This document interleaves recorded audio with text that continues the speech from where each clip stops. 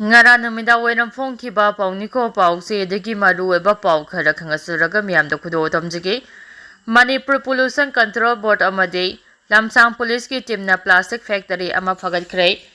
Manipur Pollution Control Board amade lamsang police ki apumba team amana plastic factory ama phagatpangamkhre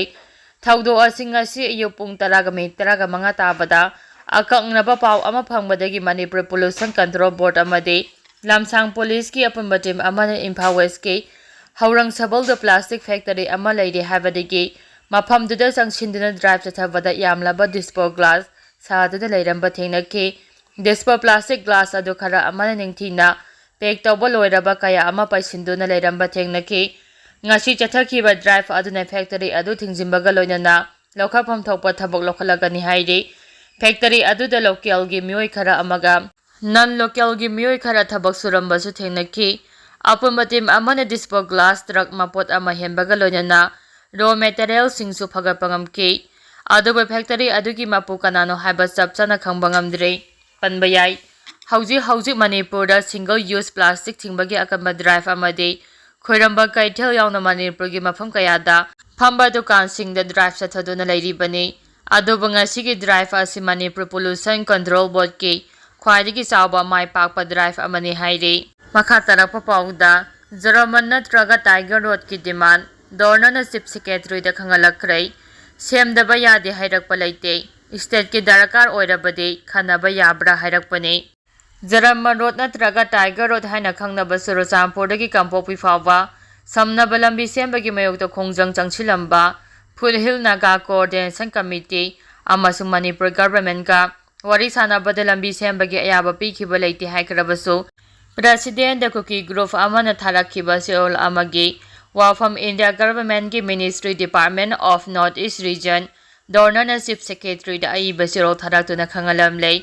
Manipur Government da irakhi basiro adu social media da viral chalakhi haukiba August 6 da Manipur ki Chief Secretary da Ministry of Donor ki Joint Director Pausiyan Mulang tuluk na irakhi basiro adu da Palibo wafam de Kuki MP Manipur da ki August amada phangkhiba memorandum amada Manipur ki singi lamsing semnaba dedicated road corridor ama semnaba wafam lagle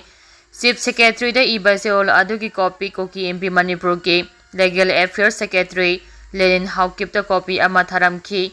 pawasina makhata na hai lambi asi semnaba hotnarapagi mayukta yaungna tonga ba demand yaungna Phongna Naga Coordination Committee na July 19 dagi Kuki sing chathok chasin tawba thingmagi khongjang changsin lakhibani Committee na khongjang changsilingai gi serakta sahi asigi August amada Kuki MP Manipur na India gi President Draupadi Murmu da memorandum ama pisanduna Manipur gi singi lamsing semnaba dedicated road corridor ama athubada semnaba taksilamki makhatara papawda Thadou ga maite ga wari sanabada Kuki na thingba matik natte Manipur da tholiba hingsa yawba irang asigi waroi simpuratuna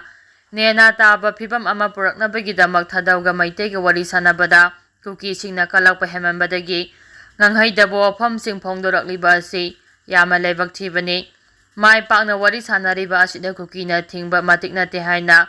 Thadou Community International TCM na thadorakpa asiol amana phongdorakli cheol asina hai tha asigi tarukta Imphal na Thadou furup amade maite furup ki luchingba singi oiba mifam pangthoki mifam adu adumak mai pangna pangthokiba galoinana laiminariba sing asi mahausagi nena taba phibamda laknabagi damak puna khanakhiba yamna maru oiba mifam nei mifam adugi matangda Kuki gi lairiba tongan ba mioi amade lupsingna haheidaba wafam kaya phongdorakliba simak yama lebak thiban haba wafam thamladuna aramba wafam kaya phongdoktuna asengba bolo sinduna thamba khak yaroi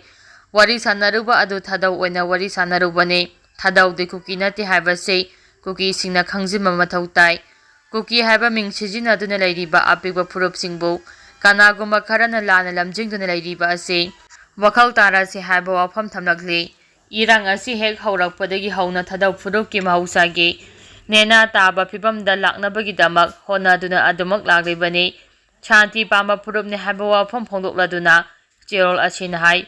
tha asigi tarukta Imphal da wari sanakhiba adugumna irang hek haurakpada matung 2023 May 3 so manaba wakhalgi wari sananaba honaki ꯑꯗꯨꯕꯨ Kuki extremist elementsingna thugaibadagi santigi wari sanagadaba adu toonkhibani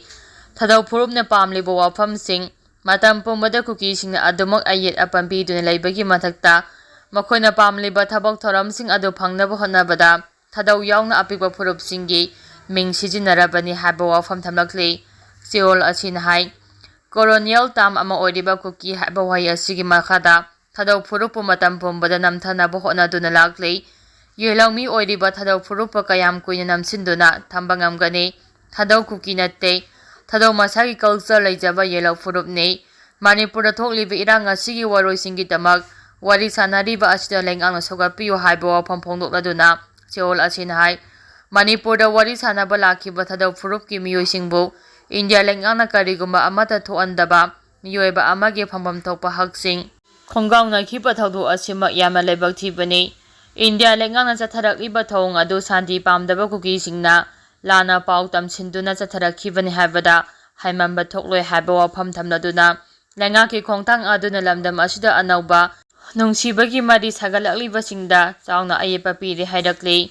Kukigi suspension of operation suda leiriba singa India lengaka wari sanaba aduda Thadou MP Manipur yaudi haba wafam thamladuna law and order gi mingda Imphal da wari sanaba yaukhiba Thadou gi mihusingbu Ningthina chathok chasin yahankidaba simak yama lebak chibani Thadou na Imphal lakhiba aduda beli de leiba kanagumba amatana athingma pirakhiba leite haba wafam thamlakli wari sanakhiba asigi matangda Kukisingna suda leiba kadar amabu suda leitaba kadar ni hajinduna tungan-tunganba aranba propaganda kaya sandokhiba asi Kukisingi ngakpiba sungam ngamroidaba maralni haba wafam su Seoul asina phongdarakli Suda leiba Kuki group suda leitaba Kuki group amadi Kukisingi leiriba civil society organization sing asina matam pumbada Thadou bunam thanaba hotnaduna lei haba wafam kakpa yararoidaba wafamni haba wafam thamlakli Lengangna yelomi oiriba Thadou phurupu lamhema Kukisingdagi ningthina ngak sembiyo haba wafam thamladuna Thadou phurupki miyoisingda ka hemba thabak thoram chathaduna phurup asigi miyoisingbu aki akhang piriba Kukisingi mathakta Lengangna lokhapam thokpa thabaksing lokhatpiyu Kuki maintain group Kuki organization sing muthatpiyu Thadou singbu hatkani haiba yauna tunga-tungaba akibana thallaba wafamsing social media YouTube Facebook na singbada Kukisingna chatharakliba asi thingbiyu makoibu charak pibiyu haiba wafam thamlakli makoising asina Thadougi haurakliba napi yauna Thadougi haurakliba nahasingda chauna chaiching piri Thadougi luchingba sing hatkani haina Phongna kihanduna leiri haina Seoul asina pendaba wafam phongdarakli